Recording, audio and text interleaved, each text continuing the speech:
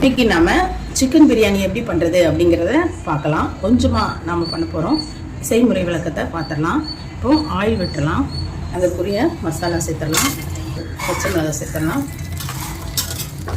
வெங்காயம் சேர்த்துடலாம். உப்பு போட்டலாம். இப்படி வதக்கலாம்.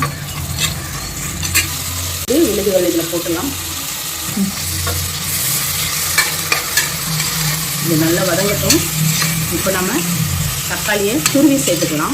இப்போ தக்காளியை நம்ம துருவுனதுனால இந்த தோலெல்லாம் இப்படி நம்ம எடுத்துடலாம். அதனால் துருவி சேர்க்கறது ரொம்ப நல்லாயிருக்கும். நல்ல கலர்ஃபுல்லாகவும் இருக்கும் பிரியாணி. இப்போ நம்ம துருவி வச்ச தக்காளியை சேர்த்துடலாம். ஃப்ரை ஆகட்டும். இப்போ வந்து இதோட ஒரு கைப்பிடி அளவு புதினா, ஒரு கைப்பிடி அளவு கொத்தமல்லி சேர்த்துக்கலாம். இதோட இப்போது மிளகாத்தூள் சேர்த்துக்கலாம். குழம்பு மிளகாத்தூள் சேர்த்துக்கலாம். இப்போ இது நல்லா ஃப்ரை ஆகட்டும். அந்த தக்காளி எல்லாமே பச்சை வாடை போகிற வரைக்கும் வதக்கலாம். இப்போது சிக்கன் வந்து நாம் நல்லா உப்பு மஞ்சத்தூள் போட்டு கழுவிட்டு ஒரு விசில் விட்டுருக்கோம். அதை எடுத்து நம்ம அதில் சேர்த்துடலாம். சிக்கன் கூட கொஞ்சம் ஒரு விசில் விட்டிங்கன்னா சாஃப்டாக நல்லாயிருக்கும்.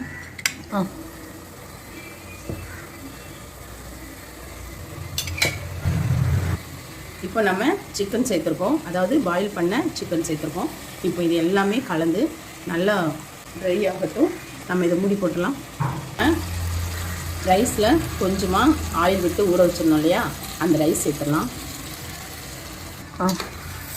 இதை நல்லா கிளறி விடலாம். இதை இப்போ நம்ம நல்லா கிளறி விடலாம். நீங்கள் கொஞ்சம் நேரம் அந்த கேப்பு விட்டு பண்ணிங்கன்னா அந்த டேஸ்ட்டு நல்லாயிருக்கும். இது நல்லா கிளறி விட்டுட்டு இப்போ அடுத்து தண்ணி சேர்த்துடலாம். 1.5 டம்ளர் ரைஸ் வச்சுக்கோம். அதுக்கு இப்போது நம்ம 3 டம்ளர் தண்ணி சேர்த்துடலாம். ஏன்னா சிக்கனும் இருக்கு இல்லையா.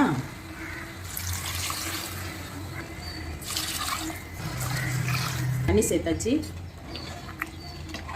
சேர்த்தாச்சு. இப்போ எல்லாத்தையும் கிளறிடலாம் சேர்த்து.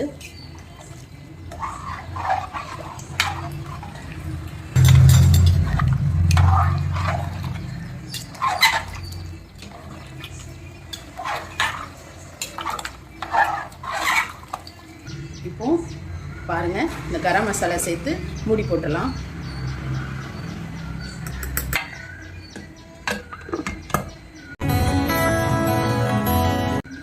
இப்போ நம்ம பிரியாணி எப்படி வந்திருக்குன்னு பார்த்துடலாம். சூப்பராக வந்திருக்கு.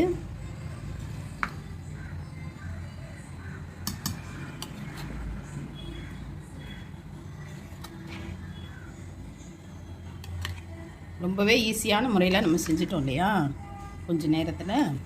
இது ரொம்ப சுவையாக இருக்கும். இன்னொரு நாள் நம்ம தம் பிரியாணி எப்படி போடலாம் அப்படிங்கிறத பார்க்கலாம். இன்றைக்கி குக்கர் பிரியாணி செஞ்சிட்டோம்.